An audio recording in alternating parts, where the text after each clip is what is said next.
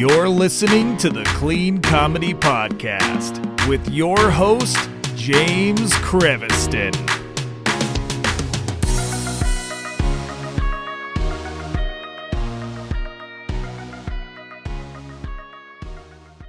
Hey, everybody, welcome to the Clean Comedy Podcast. It's James, and I'm back. Things are going wild and crazy. It was a wild and crazy week, a wild, crazy weekend. I was performing at the Ventura Harbor Comedy Club last weekend. Got to hang out with my good friends David Studebaker and Darren Carter. Opened the for party them. starter. The party starter, you know him. Yeah, he's awesome. We had a great time. Saturday I hosted and opened and did 10, and blew the roof off that place. It was amazing. And for those of you who don't know, the Ventura Harbor Comedy Club is going to be moving. They said closing on Friday, and I was like, that's not true. You're not closing yet. I mean, technically that place is closing, but they're moving to another venue just downstairs, and it may be rebranded at some point, but it's going to be the Ventura Harbor Comedy Club for a while, and it's going to be in this giant restaurant. We got to go. Darren, see, the thing is, Darren has clout, so we got to go do a tour of the new club and look at the stage. It was beautiful. So excited for that. Not my dream, but one thing I would love to do would be like the MC or the host for all their shows Monday through Saturday or something like that. That'd be awesome. So that, if they're listening, and I will be having the owner of the club, Andres Fernandez, on the podcast at some point, and maybe I'll pitch that to him. We'll see. So I would love to. I would love to do that. I don't know if he'd be open for that, but it would be a great honor to do that, because I love the club and I love the people there, and it's just a great place. So today we have another amazing person who's also doing a lot of work, probably more work than he should be doing. The very funny, the very talented, I'm going to guess overworked Mark Masters. Mark, how's it going? The perennially tired Mark Masters. There it is. There it is. That's there what I figured. I figured you have to be a little like go, because you only have like what, 2 or 3 weeks, right? 38 days. 38 days and counting. We're under 40. Yeah, things are going awesome. We talked not that long ago when I had no idea what was going on. Now this thing is really taking some shape. I'm really excited about the Vail Comedy Festival and all kinds of other things that are going on. I'm about to hit the road, go on tour. That's why I got a nice fancy haircut for this podcast. You listeners, you can't see it, but it's high and tight. I just got it today. I'm at Comedy Works tonight, Nice. doing 3 minutes there, and then New Mexico tomorrow night, Arizona the next night, going to San Francisco, going to hit some mics. If you're listening to this and you're in San Francisco, markmasters.co, like Colorado, couldn't afford the .com. There's a contact form there. Hit me up. If you know any mics in San Francisco, then I'm flying to Vegas, got a date in Vegas, and then drive back to Colorado. But yeah, let's talk about the festival, huh? What kind of questions do you have? I got answers. I guess the biggest one is this a bigger undertaking than you thought it was going to be? Did you underestimate what was coming? I would say so far, not yet. I think the weekend of, I will probably have a freak out, because I'm very organized, very detail oriented. I just did another sold out Vail comedy show last weekend, and Eddie Ift, who's a hilarious headliner. He was great. Him and Joe Prano, we sold it out. And he was saying that I am very organized, is to put it politely. And he's kind of loosey goosey, whatever, but a total pro at the same time. Yeah. But they appreciated how much effort I put into marketing and getting, studying demographics and all this, the boring work, the stuff nobody wants to hear about, to make an awesome comedy environment. I mean, we had people falling out of the place. It was so packed, and hopefully the festival is similar. But yeah, so many things are going on. So last time we talked, we were trying to get the comedy community to hear about the festival, and that worked. We got hundreds of applications from comedians all over the country. It was really amazing. We had a great committee of comedy club employees, national bookers, comedy fans, basically anybody that wasn't me. So I've reached out to probably 11 or 12 different festival organizers at this point, and talked with them anywhere from 15 minutes to 2 hours. Just real basic stuff like, what's the biggest mistake you made in your first year, or what's the best thing you did last year? And one of the kind of themes was for comics who run a festival. What I kept hearing was, don't be involved in the selection process. So I removed myself from that. I was the one who had to send out the rejection letter to hundreds of people, and that was kind of a bittersweet day. I also got to send the acceptance letter to 30 comedians, and that was a lot of fun. So we have 30 comics from Alabama to Washington flying into Vail for 3 days, crazy fun. And the word's definitely out there. I'll say one thing on the rejection letters that was kind of cool and interesting. I offered, I tried to give things to the people who paid their hard-earned money to apply and didn't get in. Their videos were viewed multiple times and were reviewed and scored. And that stuff, it's not fair. Maybe Right. maybe at the margins, at the very top, it's fair. At the very bottom, it's fair. But in the middle, there's a gray area where it's a little bit of luck. Did somebody like you more or less than somebody else right around you? It's a numbers game when you're on the bubble. But so I offered them, a free spot on Comedy Test Kitchen, no matter how good or bad they were, which is my weekly online show. A pass to the festival if they want to come out and volunteer and help out somehow. Passes are like $200 to $1,000. So we want comedians to come in and learn from all these amazing comics. And then the most worthless thing I offered was, I will review your tape with you on a 10-minute Zoom call. Basically, That's not worthless. we'll watch your 5-minute. Well, I told them it was worth what they're paying for it. To some people, maybe it had some value, and I definitely got better at it. I said I will help out maybe like 10 to 12 people, just first come, first serve, and 25 people, actually more like 30 people requested reviews, but 25 actually did I meet with, and it was really interesting, James. It was like I got to watch 25 of these 5-minute submission tapes, and I'll be honest with you, some of them were terrible. They were straight up like, they were like in their Someone's driving, in their car, no audience, not a club. Other ones were like so good. I was like, I kind of don't know how you didn't get into the festival. This is a real bummer. I hope you apply next year. Come on out. If you come to the festival, there are open mics every single day. We'll get you some good stage time there. And but there were some kind of themes you saw. Like every person on the committee watched at least 50 videos. So you can really, when you put yourself in their headspace, you can see how important it is to be funny fast and to yeah. be memorable. Not only funny, but you got to be memorable. If you're with a 12th video they saw, you want them, 30 videos later to come back and be like, you know what, I remember this kid or this lady or this whatever, this iguana, let's bump that score up a little bit. But yeah, it was fun. So I got to talk to 25 comics from around the country and give them some advice. And some of them were bitter. They were definitely like, why didn't I get in? That kind of attitude. But most of them were like, let's just chat like we're comics. And, I suggested tags and gave some ideas. And I think you're overselling the value of a Mark Masters video review. It was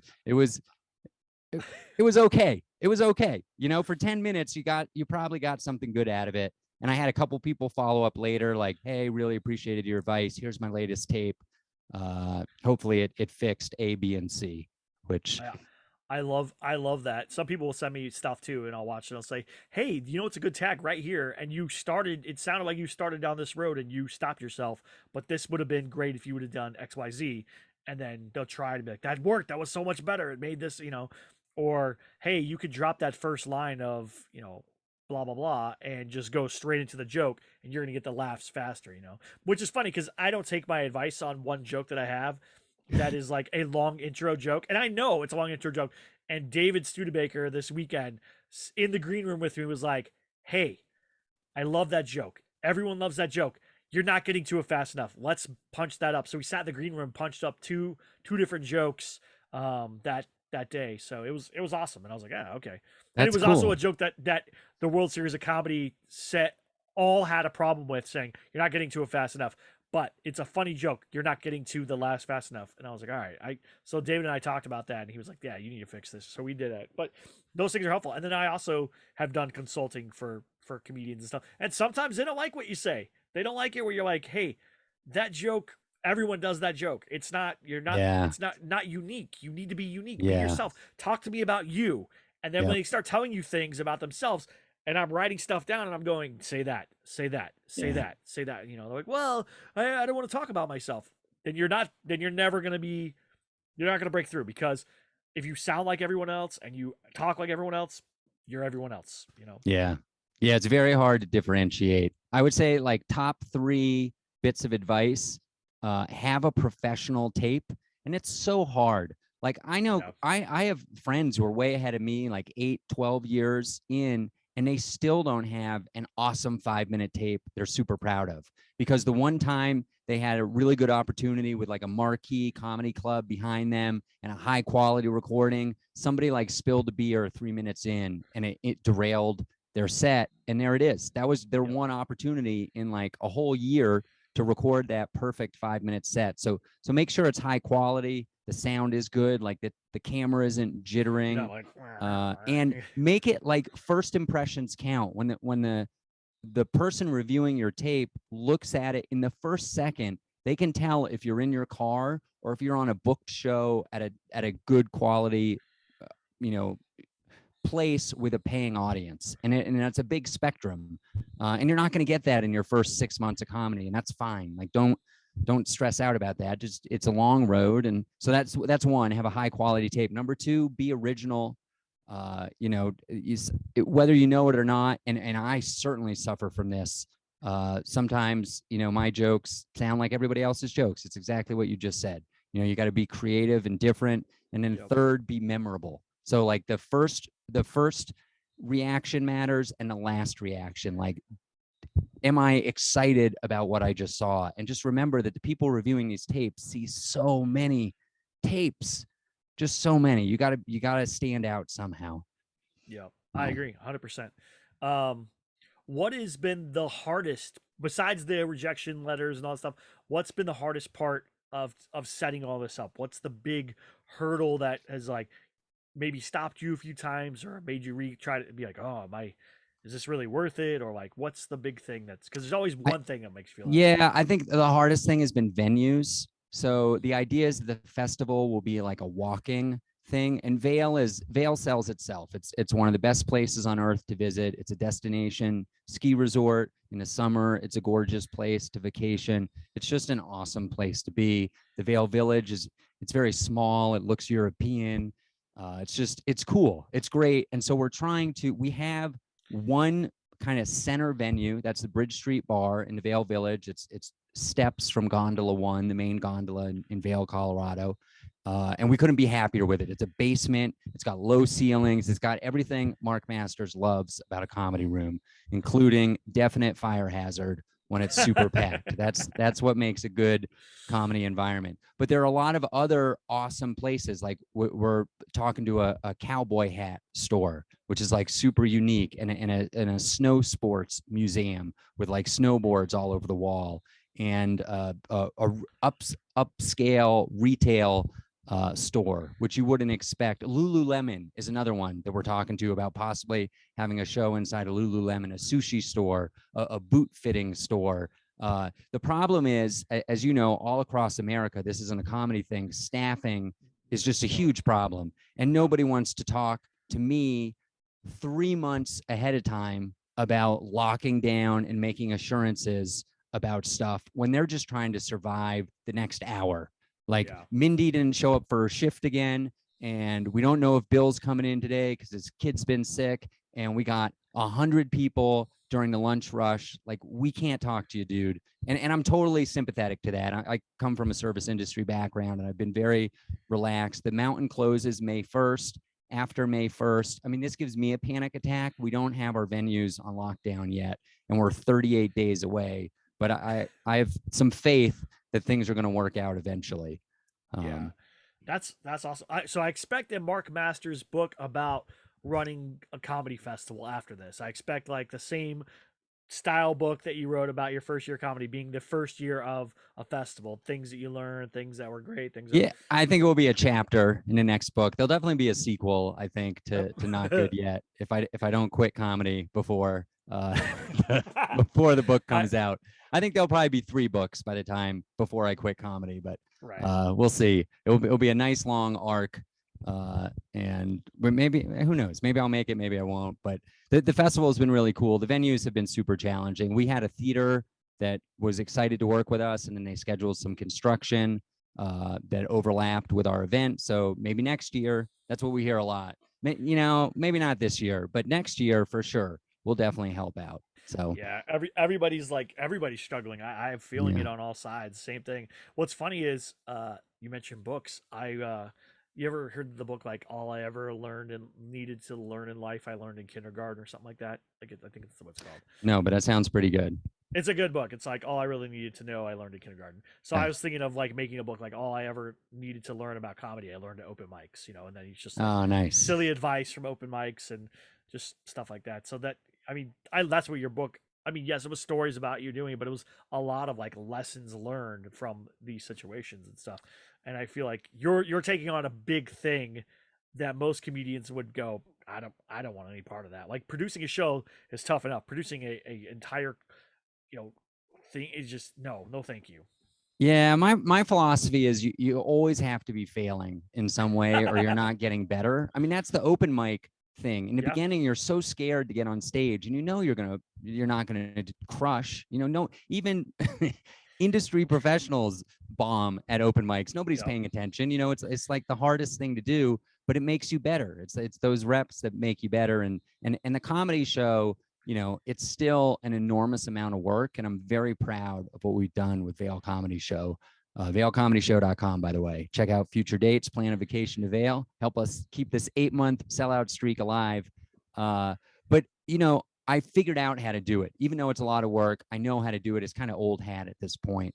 right. And it's just repeating the same things month after month. And I try and improve things like every month. Like I record the shows now in 4K with multiple microphones, and I added like a slideshow to a bunch of TVs so we can advertise the next show and get people excited about the performers on the current show. But I kind of like ran out of things to make it harder, to increase the difficulty level. And so the festival was a natural progression.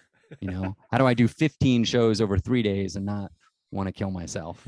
Yeah, that I mean that's gutsy, man. And then you're going to be recording the festival and recording all those things and Yeah, we'll like see. We behind the we scenes stuff. we have a lot of it. So one thing that we haven't talked about yet is our whole social media stuff, which I, Okay. I famously, there's a whole chapter in my book how I'm not on Facebook and I'm not on Instagram, and I'm still not on Facebook or Instagram. The festival does have a presence. I finally let in or gave up and decided that we did need to have an Instagram account, and I don't operate it or manage it really. We have a social media team that I meet with once a week, and I give them a bunch of content. But one really cool thing we did recently was we have about 30 comedians, and for 30 straight days we posted a new Instagram video with a stand-up clip somewhere between like 10 and 40 seconds long with the comedian. And there's like Vail Comedy Show branding at the beginning, and then it has the comedian's name. It like types out over the video, and then where they're from, and then the jokes, and people laugh, laugh, laugh. And then at the end, it says VailComedyFestival.com, and there's some branding at the end, some like flashing alpacas. And the videos look super cool, Yeah. and there was some great engagement on them. And now we're actually recycling them. We just started a YouTube channel. So Google for the Vail Comedy Festival YouTube channel, and please give us a subscribe. We're trying to get to 200 by the time of the festival, and right now we're at 6. So we just started this about Let's 6 days do this. ago. We're Let's averaging about one person a day. But I'm going to go do it yesterday, right now. all right, yesterday our video got almost 500 views, which I don't. Awesome. It's amazing. I have no idea why the algorithm. The day before, our video got like 1 view, but they're scheduled to go out every morning, 8 a.m. Mountain. They're all in the right format to be YouTube shorts. So it's like a TikTok style Instagram. You just Oh, yeah, that's fling right. through these quick videos. And so there's a new video every morning at 8 a.m. And that will continue for like 20 days. That's another thing. Like last night, I was loading new videos. And I did like 15 of them up until like the end of the month. And then YouTube was like, you've reached your limit of uploaded videos for the day. And I was like, okay. And then this morning I tried again and I realized it was a 24-hour thing. 4 hour. So I can't Yeah. load anymore until tonight. So we're cracking the algorithm. We're trying to break it, but we're getting pushed back. No, it's a good thing. I mean, That's the thing is, I always wanted to do something like that where I was like, I'm gonna give myself this thing and I'm gonna do these for the. I am just so overwhelmed with stuff that I am like, Yeah. although the thing I keep getting asked to do, and I don't know if I'm gonna do this. I've had about the fifth person in the last couple days ask me to if I wanted to start being a comedy manager and managing comedians, and I'm like, Huh. I don't know if that's an What do insult or you good. even Like, do? What does a manager do? They they get you spots, get you get your podcast That more doesn't money, sound get what fun at all. it's I mean, I'm good with all those things. It's just Yeah, but it's I more feel fun like to do them for yourself and your yeah, yeah, own yeah. shows. Like I'd rather just start like if I was going to manage three comics and get them spots, I'd rather have three shows, Yeah. with each one having five spots a night or whatever. So Yeah. that's 15 spots a month I have to book. That sounds more fun, and I don't know. Yeah. I mean, It's maybe such there's money in it. I've had to deal with some managers and agents recently because some of our bigger headliners have them, but it doesn't. To me, it doesn't seem. There's some great people in that business. right. It doesn't really sound fun to me. That's the thing is I'm like how do I well the first my first question was how do I monetize that? You know what I'm saying? Like how am I getting money off Yeah, of that? Because exactly. If a comic's getting two beer tickets to do a yeah, 10 what minute am I getting? spot, what do I get? A third of a beer? I have to come Yeah, up I with a don't shot glass and show up at the show. yeah, no, I don't need all that. Yeah. But I've been having a lot of people ask about, monetizing podcasts and getting podcasts started. I'm helping a business with their like I do a lot of that kind of stuff and you know, That's helpful. I helped some senior comics, and I don't mean that in an age way. no, no, They're I just understand. they've been in the business forever. They are maybe older adults as well and struggle with technology. But I helped some comics with a podcast a few years ago just because I had done it for myself. I knew how to do it. Like, why not? It's going to take me a few hours. It will take them like 25 hours, and they'll probably Right. make a bunch of mistakes. And who knows, 2, 3 years from now, maybe they'll give me a favor because of the favor I did for them. And that's Yep. really, you were talking about everything I learned was at open mics. I think Yeah. that the biggest lesson that I could share with people about open mics has nothing to do with being on stage. It's just be nice to everybody. Like you never Yep. know who's going to be what, and reputation matters so much. And going back to my venue problem, I've been running the Vail Comedy Show for 3 years. We've been in the local newspaper 15 plus times. Like I have a reputation in town as doing a good job and being a reliable person. And that matters a lot. Like people who probably wouldn't talk to me at all will at least talk to me a little bit because of reputation and because I try to be nice to everybody because you never know, who owns the Mexican restaurant that just opened, and that I'm going to need Yeah. their stage time. Yep. That's exactly right. And what has been the most fun part about this? Because there's always fun in any kind of thing you're put together. What's the most fun part for you so far?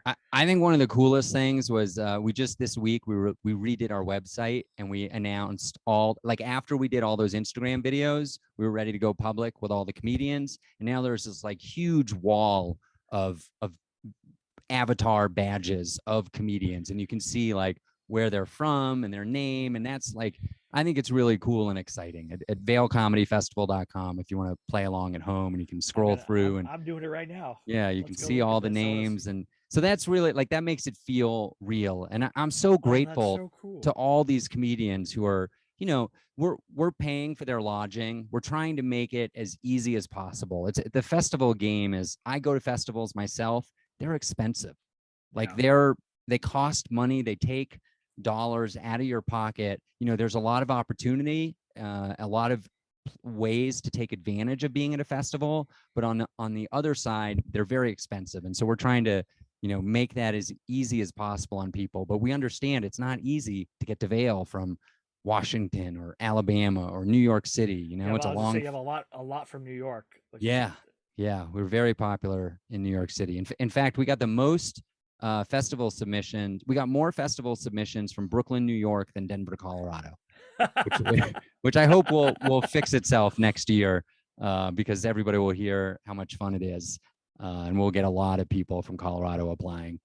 Uh, that's so cool, man. Like it's just such a cool thing. Like you did it. You did something that all of us think about doing. Like, oh, it'd be great. Because especially if you go to festivals and you're like, man, that sucked. This could have been better.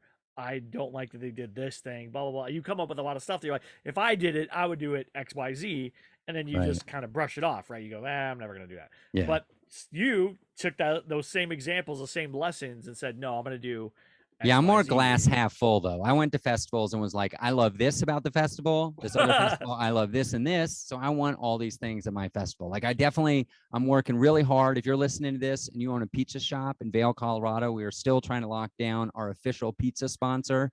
And we want to have like a big pizza meal every day. So like if you're on a budget and you just want to slam a couple pieces of pizza and make it through on beer and snacks the rest of the day, you can and have a sense of community around that meal. And uh, yeah, I'm really excited about it. It's going to be a fun Is there time. not a is there how many pizza shops are in Vale? How many are there? At least three that I can At think least of. three.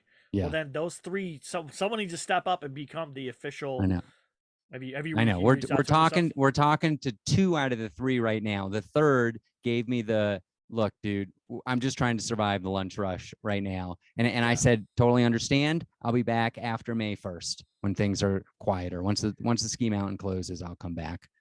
yeah, And I get it. Like hundred whatever they have a percent. business their first priority is not my problem. Yeah, Their first priority is their business, and it's yeah, been a rough couple of years for all businesses. yeah. This is actually good. I hope that it's one of those things that will bring, when they think like, okay, the season's over, this will bring another wave for like a week or so, and then they'll go, oh, that was helpful. Right after the rush, we had this another nice little wave, and then now we're back to steady as it goes type thing.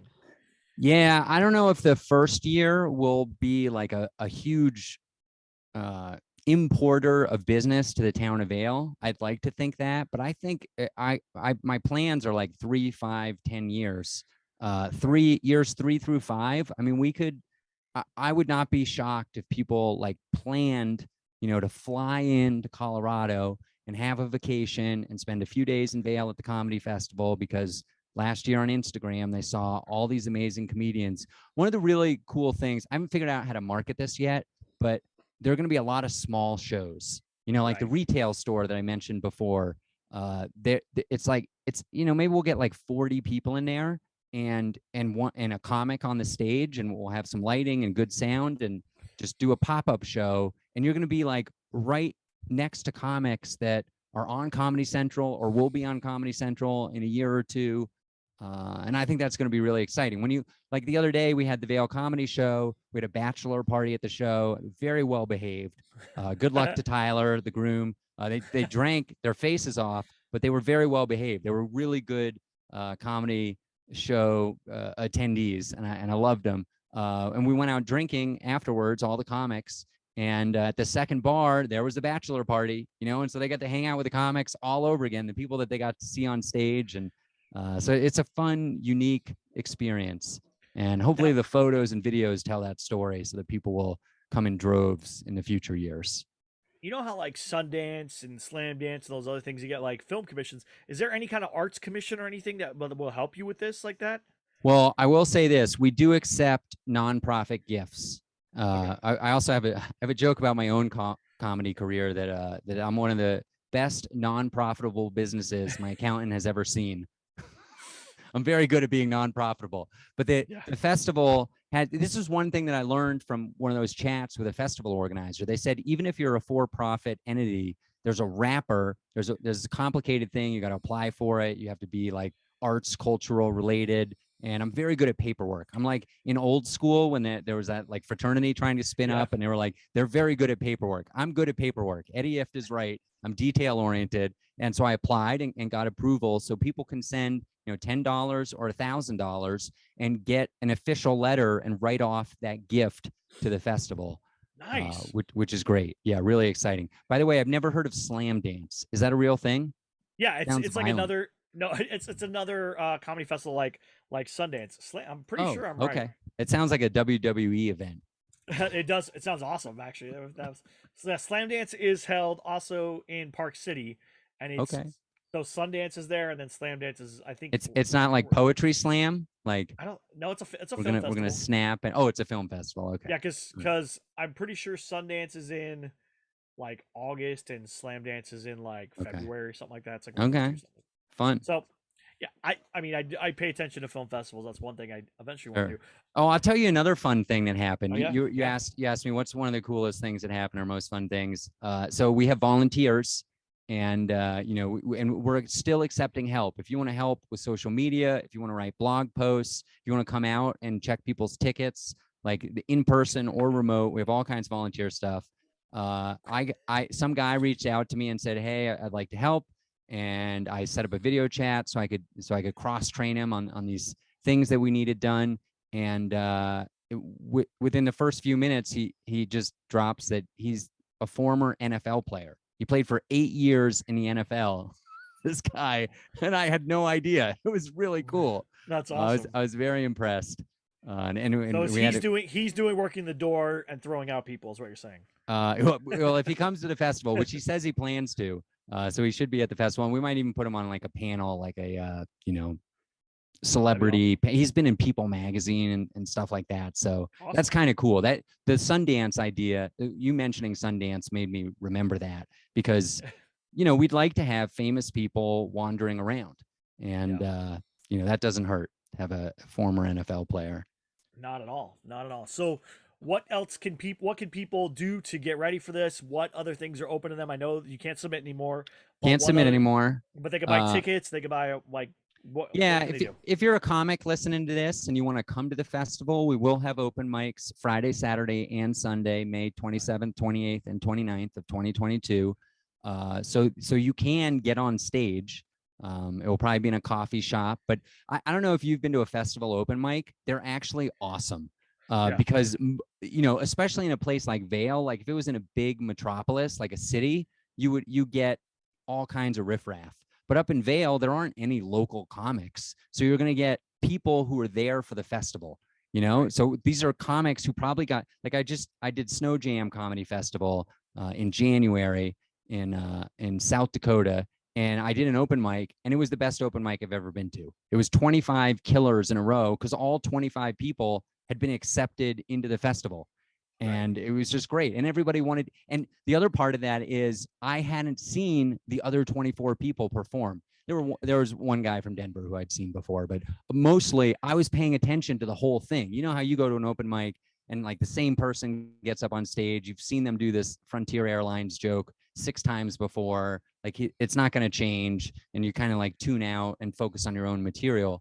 When the comics are good and you've never heard them before, that's like the best combination. So I'm pretty excited about the open mics. So reach out, send a note, find a way to on vailcomedyfestival.com or something like that. Vail Comedy Show has an email address on the website that a bunch of people have been sending messages to. We'll give you a heavy discount on a pass or maybe even a free pass, especially if you're willing to volunteer and help out at the festival a little bit. So that's a way to get involved. And we will, if you're hearing this in like September, let's say, of 2022, we do plan to open submissions in November of Great. 2022 for 2023. So submissions will be open in 5 months. So Nice. Don't get worry. that tape ready. Start working on getting good quality 5-minute tape. Don't worry, Mark. We'll run an advertisement for it at the beginning for like starting in like October or something. We'll start. Great. I love it. We'll do like I love a it. Well, let's do an promo advertisement. advertisement for pass sales in the Yeah. meantime. Your podcast is awesome. I Thank just you. listened to it the other day, and it's got all these local ads. I Yeah. don't know how that works, but when people download the podcast in Denver, we can serve up a Vail Comedy Festival ad. We'd love that. We'd be very. Yeah. I'll give you a special link, and we can work out some kind of Yeah. arrangement. We'll take care I. of the Clean Comedy Podcast if It's you great. move some It's passes. yeah, yeah. Well, the good thing is like Spreaker has been the one that's helping me do local stuff, like targeted demographic stuff. So they have been really good. They have a great team. I just turned Darren Carter on to them too because we had a conversation about podcasts, and I was like, "Bro, you're not. We got to get you taken care of." Like he wasn't getting taken care of. I was like, "We got Yeah. to take care." I take care of my friends. I want to make sure everybody is getting the most that they can and being good. So I'm glad, and I hopefully this podcast help drive some people to the site and help get them to send in their Yeah, we things. want that Clean Comedy Podcast bump, everybody. Go to, Yeah. I have Google Analytics on the VailComedyFestival.com, and every once in a while I'll pull it up and there's a real time button and it shows a map of the world or America. You see these little dots all over the place where people are looking. So I'll check over the next, I don't know, whenever this is released, I'll get a little notification on my phone and I'll check the next couple of days. And I bet there'll be more dots and they'll That'd be be all over that'd the be place. that'd be so awesome, dude. I love that I can help. I love that I can do it. I have one question for you, and this Okay. is the question that I'm gonna ask you since we're friends. I consider us Okay. friends. I someone said to me, "Who do you look like? Who do I look like?" So I'm trying to gauge from other comedians who I look like another famous person Yeah, from the sure. past. You look like Meatloaf in Fight Club if he would talk your ear off about NFTs. How's that? Is that good? Is that a good looks That's like? so good. My That's my so looks good. like you guys can't see this, but I'm pretty tall. So my recent one is I look like Big Bird if I could do your taxes. That's That's my so new good. one. I had Derek. I'll put the clip up on Instagram too. But I had Darren Carter say that I looked like Alex Jones, and then the other Okay. one, and then the other one was a less fat Ricky Gervais. Oh, that's a good one. That's a good one. Ricky Gervais on a diet. You can tighten that up a little bit. You Yeah, know, I was like, Ricky come Gervais on. on keto. You know, or I am on after three keto. That weeks of makes keto. There you sense. go. Perfect. Perfect. How about me? You got anything for me? I know you look you look like somebody famous, but it's I want to say you look like one of the guys. You remind me of one of the guys from Mash. Alan Alda. The That's the only one I know. is that the one? Is that the I dark? don't Is that know. the dark haired skinnier one? He's the most famous one. Yeah, then probably that because that's what you remind Um, me of a little bit. Maybe you're thinking of the there was like a medic. I think this is very old school. I People know we're listening to like this are going like, old, like "What is What's Mash?" Mash? It Yeah, was a sitcom in the 1960s. I'm seven. pretty sure it was definitely before I was born. Yeah, the 70s, I believe, it's 70s and 80s. Yeah, but Okay. yeah, All yeah. right. But I loved it. Yeah, I think it is Alan Alda. I think that's the one. Okay. You just have like blonder hair. Yeah, Yeah, I think he's a good. Okay. All right. yeah. I'll check that out. That's not. I don't think I could use that at a comedy club. No, no one, No, no. nobody Like knows who Alan 80 year Alda olds, is. like I know who that is. You I know, and remember him. I went the to school with him. the Like only way that would work is if he died in some spectacular fashion and like made I the don't want that to news happen. cycle. No, I don't either. I Yeah, don't I either. don't, I don't want people to have to die for being famous. Although I guess now technically Alex Jones' company is dying, so I guess I could probably Yeah. use that for a little Yeah, while. sure. I think the meatloaf with if as long as you wear that black T-shirt. For people who aren't seeing this and just hearing it, James is wearing a black T-shirt, so it really I always wear a sells black the t-shirt meatloaf and Fight Club. Um, on keto. That's amazing. Such a good yeah, one. And he roasted me good because it was his idea to do like after the show podcast where we just like sat down and talked about the show and what we were doing and whatever. And it was just really fun because I never do that. I just do, this kind of stuff. So it was really yeah, interesting. I don't know if anyone's like it, but if maybe I'll start making that a thing where after shows, I just talk to comedians about the show or whatever and stuff and they that's can great. Oh, let them can I roast me. can I tell you another cool thing? This is Yeah, yeah, fun. please. So just the other day, they erected 18 8-foot tall banners around the roundabouts as you exit off I-70 into Vail, Colorado. So there are these big, huge Vail Comedy Festival banners, which were like super stressful to design and pay for and pick up and drive to Vail. And and then the town works. So these had to be CDOT approved. CDOT is Colorado Department of Transportation because they're basically like on the highway Right. almost. And the town of Vail, like public works people that put them up, I called them to see like, hey, did everything work out with the putting them up? And they said, yeah. The thing is that the banners that were up before you, which were for Taste of Ale, and were only up for 2 weeks, they said were completely destroyed by that 40-mile-an-hour windstorm. So hopefully you bought good banners. And as it turned out, there was like I needed them in a rush, and there's this like pound count or whatever of the vinyl that you order. And I think I was supposed to get 18 pound, but they were out of the 18 pound and they had the 20 pound. So I bought the 20 pound. So I have like really durable banners. And I was like, yes, I'm so happy that I have these durable banners because I plan to use them like for 5 years. They were that Yeah. expensive. Wow. And that's really cool. And then coming soon, this you can kind of see behind me if you're watching online. We have this really cool artwork by Jeff Tice, amazing comedian and artist. He's done posters for like Burt Kreischer and all kinds of famous people. And he's really cool about doing stuff for the little people as well. And he made this amazing Vail Comedy Show artwork, which we're repurposing for the Vail Comedy Festival. And so I had two 16-foot wide banners designed, and they actually arrived today. And hopefully, fingers crossed, will go up next Monday, the 25th, in the major pedestrian areas in Vail Village and Lions Head. And they'll be up all the way through. So those other banners, the ones that were up for 2 weeks got destroyed. Mine are up for like 6 or 7 weeks. And I'm like, oh my goodness, please let them survive.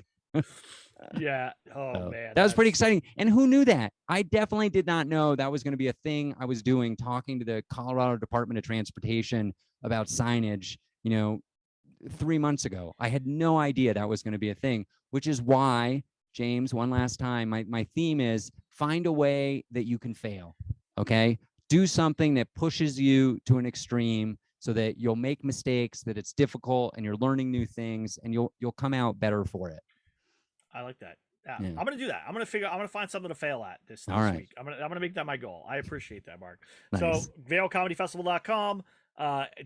Is it at Vail Comedy Festival on Instagram and stuff like that too? It is at Vail Comedy Festival on Instagram, at Vail Comedy Fest on Twitter, because they have shorter handles. Yeah. We're also Vail Comedy Festival on Facebook. Give us likes and follows or whatever it is on social media. I'm not real dialed into that. Go to YouTube and do the same thing. Vail Comedy Festival. Go there and subscribe. Follow. Yeah. Subscribe to the channel, and every morning we're putting out new shorts, and hopefully we'll get to that 200. You have to get to 200 subscribers to where you can choose your own name.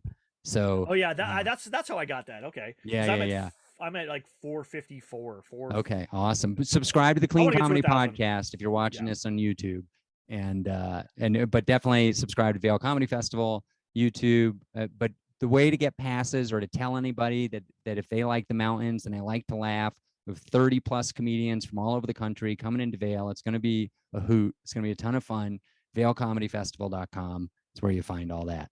And if you can't make it Memorial Day, every month we run an incredible comedy show, VailComedyShow.com. We fly in comics from around the country. It's in a fire hazard venue. And it's the sound is awesome. The lighting is terrific. The drinks are great. Everything. Andy, the bartender, is a ton of fun. The whole staff at Bridge Street Bar is incredible. And those shows they're killer. So VailComedyShow.com for that. And if you care about me, little old what do we decide? Big Bird who could do your taxes. It's markmasters.co, which is it's CO like cholera if you're not very good at spelling. Awesome. Thank you, Mark. Thank you, everybody, for listening. Please go check it out, or I'll put all the show notes in the link, the links in the show notes below. Down there. Yeah, you look down there. They'll all be there. Thank you, everyone, for listening. Thanks again, Mark, and have a good one. Bye.